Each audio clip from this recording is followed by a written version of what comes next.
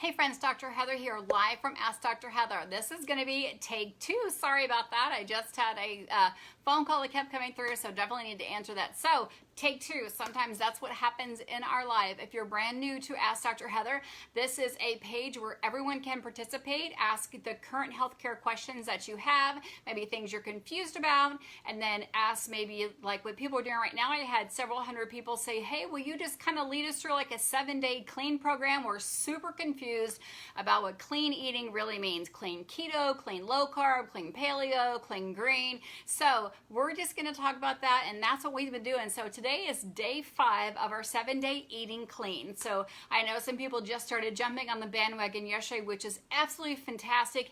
Yesterday we asked you to rate how your success was going. So I'm going to go right down the bullet points. What makes it clean eating? Clean eating is simply eating things that are not processed. They don't have preservatives in there, and they're real whole food. So that would be things that actually grow or move. So that could be things that grow as in broccoli, or it could be things like apples that grow, or it could be asparagus or lettuce or cauliflower, things like that.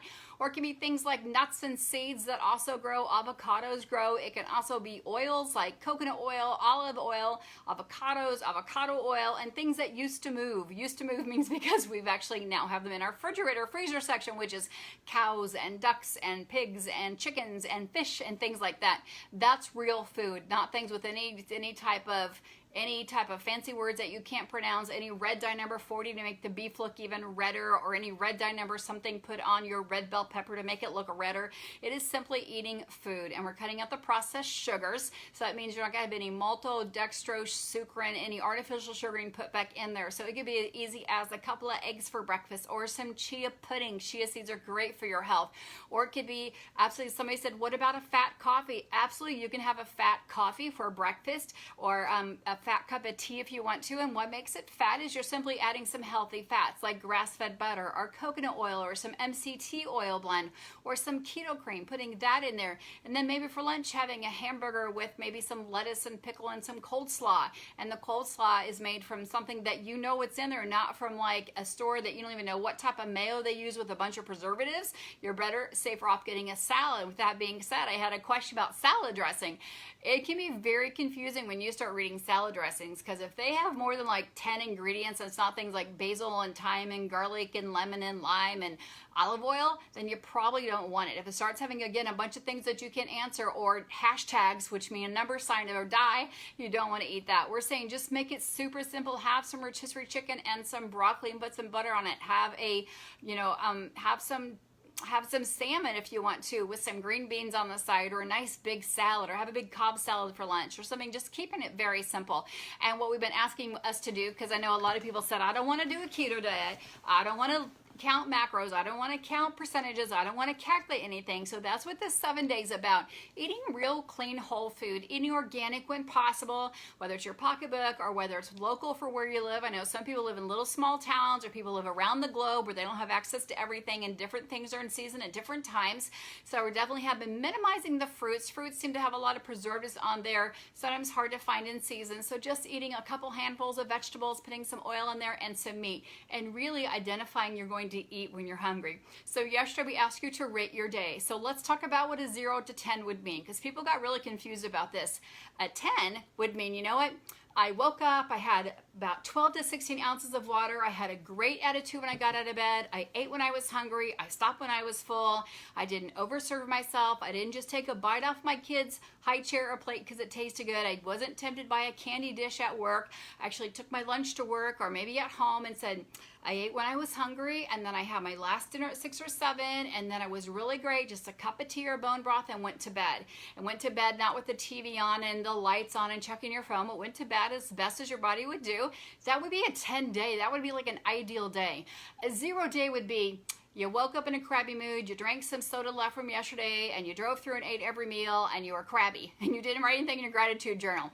A 1 or 2 day would be, I turned my day around. Like, I started out the day bad with some orange juice, but I turned that day around, and I had a 5 or 6 day. So you can rate it however you want to do. I know we're so used to rating ourselves, whether it's your car insurance you get a rating for, your credit. I have kiddos finishing up finals, you get graded for that as well. So just rate your day. It's not for me, it's but for you to have some point of of reference. If you were to say, this is my ideal day, I would love to wake up happy, I would love to go to bed when I'm tired, not wrestle with the pillows trying to get to sleep, or take things to get to sleep, or do tricks to get to sleep, that would be simply up to you. And that's why this has hopefully been educational for a lot of people, figuring out how to kind of run your day. And if you start out the day maybe not the best, or maybe you have a great start to the day and then you have a big detour, something happens and your car breaks, or your kids end up speeding, or I mean, just something happens, whatever it could be, financial, relationship wise, and it doesn't go the way you want, you turn that around and you make sure when your head hits the pillow that you've cleared all those negative ninjas from your brain and you actually go right to bed.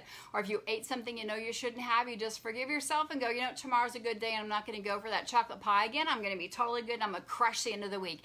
We're asking you to do this for 7 days because on Sunday, we are challenging many of you to do a 60-hour reboot with us, a keto reboot. So we thought it would be a great idea as we lead into this reboot that we actually start cutting out the garbage. There's been oftentimes we've been doing this reboot for a couple of years now where people just almost eat into it, like they want to finish off the ice cream, the chocolate cake, the peanut butter and jelly. So when they go into the faster reboot where they're not consuming food, we're actually consuming calories and nutrients, but in a liquid form in different products. We're consuming about 300 calories. We're getting enough protein in, about enough of the essential nutrients and electrolytes that we need, but we're not eating solid food. Sometimes people would panic and they're like, they eat right up to the end, and then they actually have all this extra glucose and glycogen where they don't feel really good. Or if you can start to really clean up your acts, think of it just like you're training for something. You're going to participate in a 5K this Friday and you prepare nothing for it. You don't even get off your couch. Or the other people said, you know what, I'm actually going to start just walking around the block and maybe walking around 2 blocks, walking around 3 blocks, maybe up and down the stairs, getting yourself metabolically fit for that. So this is for anybody who wants to participate. We are here. I got hundreds and hundreds of messages. There's over 10,000 plus people on this page saying, please help us just go through a clean. What does it mean to eat clean and green? It simply just means eat real whole food, eat serving size that are the size of your stomach or fill your stomach. So remember, with that being said, if I were to take like 3 cups of spinach and saute them, I mean, 3 cups of spinach would be nice big couple handfuls, but it actually would go into like just a small little thing like that if you saute them in a little bit of butter. So think of your stomach. Your stomach is the size, or should be the size of the fist of your hand. People who overeat, who eat large pizzas, oversized all the time, over drinking, their stomachs actually expand and expand. So you'll see some of these shows on TV where people are doing gastric bypasses or cutting off half their stomachs and putting it back to where it should be. So if you eat a large salad and you chew your food properly, it would make sense that a big bowl of salad would probably go down to about that size. So people says, well, you know, if you're eating a whole plate with all those vegetables, how does it go down to the proper size of your stomach?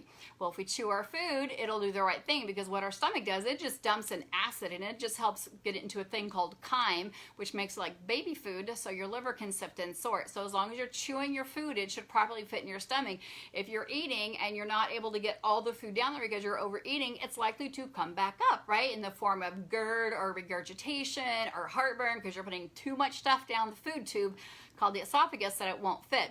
I'm sidetracked again. So welcome everybody who's joining. Thanks for popping on late. This is absolutely meant to be shared. Maybe tag a friend who you know might be wanting to kind of clean up their diet, getting ready for that summer fun going on, knowing that it's going to be time to wear short sleeves or maybe a swimsuit, and you want to make sure you can participate at the highest level possible. I have been guilty of being one of those moms after having a baby sitting over at the side of the pool wishing I could be in the pool with my kiddos, but because of where my body was, I wasn't happy with that. So I don't want somebody going through that this summer. Get in the water and play with your kiddos. Go for a bike ride. Go play some sports with them. But again, sidetrack, go back. Today is day 5 of 7 of our 7-day eating clean diet. So that it is eating as clean as you possibly can. So look at your salad dressings. Look at the other things you're putting on your food for flavorings and make sure it doesn't have added stuff in there. Please just buy cold cuts or chicken breast or something at the butcher counter or maybe at the cold meat counter. Don't buy them pre-frozen, pre-packaged. Even if you look at the Tyson stuff, it says gluten-free, has a ton of preservatives in those thighs and chicken breasts and those chicken wings to help keep it frozen. Rather have you buy a few of them fresh, and that way you're actually going to eat what you need. You're less likely to overeat because you're not going to overcook, and then you don't overserve yourself. So if you've been doing great and today is day 5 and you've been crushing it, you're getting your water in, you're getting your exercise in, you're eating 3 meals a day, you're just done with the snacking, you're making great choices, I'm going to challenge you on day 6 or day 7 to do a little bit shorter. So if you've been eating in that 8 or 10 hour window, just shorten it down by maybe an hour to an hour and a half. So if you've been eating in a 10-hour window, then I'm going to challenge you to eat in an 8-hour window. If you've been doing an 8-hour window, I'm going to challenge you to do a 6-hour window. All that does is just really help get your body set. Gives also your body a rest. We talk about all the time the gut-brain balance connection. You hear all the leading thought leaders talk about it. It's true, guys. There's more nerves in our gut than our spinal cord, and everybody feeds back to everybody else and tells everybody what to do. So if you're eating 12 to 14 hours of the day, your immune system's overworked, your nervous system is overworked, there's no time for rest and repair. It's like if you're on the road truck driver and all you're doing is just driving all the time, there's no time for things to rest, repair, and recycle. So you start to run down, you start to pre-age, things start to fall apart. That's what happens with the old father clock of aging. We know to stop the aging or slow down the aging process, slow down our bodies, give it time to rest, eat in a shorter window, don't overeat or don't overfeed. Don't put things in or on your body that you know aren't good for you, because you know what happens is everything we put in our body is going to be processed. So if it's not real food, things like dyes and preservatives and things like that, what happens, it starts clogging up your liver, starts clogging up your gut, it doesn't know what to do, and so either you start smelling or the toilet starts smelling or your body starts running down, you get super fatigued because the body has no idea what to do with this stuff. So I am super excited to be here. I love that Dave said he's having a 7.5 day, so that is awesome, awesome, awesome. Anything better than a 0 is winning your day. So Dave, thanks for sharing, because I think yesterday Dave rated his day at a 0. So Dave, thanks for jumping back on that bus and being honest with us. And again, guys, this is meant to be shared. If you're just jumping on late, you can go back to Sunday night. I posted all the documents for everybody to have a food list. We're just trying to choose veggies from the first list. There's meats, there's healthy fats. Make sure you get your water in. Again, we are not opening up MyFitnessPal. We're not calculating anything. We are simply saying, you know what? I'm thirsty. I need to have some water.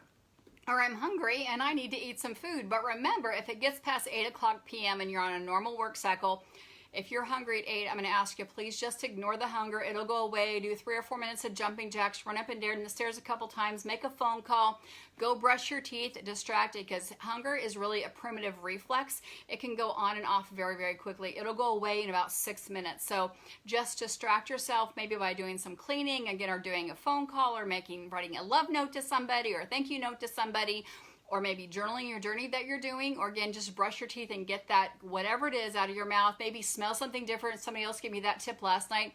They use some different types of candles or essential oils when they're like, oh, I smell bacon, I want to eat bacon. They simply go smell something else, like vanilla or lemon or something that's non-food, non-bacon, or non-bacon, like chocolate chip cookies. And then they actually have that extinguishes that hunger response. So I love that. I'm going to add that to my list. So thanks again, you guys, for joining me. If you're brand new to my page, you can actually hop over to AskDrHeather.net.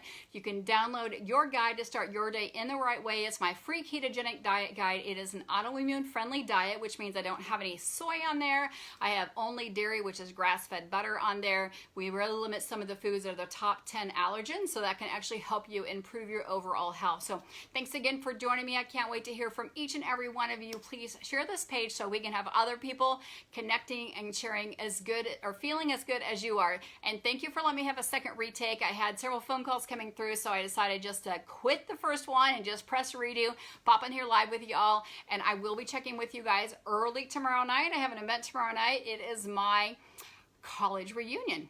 30 years. How exciting is that? So super excited for alumni days at Baker University. If anybody's there from Big Baker, shout out to you guys, and hopefully see you around this weekend for some of the amazing alumni festival stuff going on. Have a great day, and I'll be seeing you guys soon.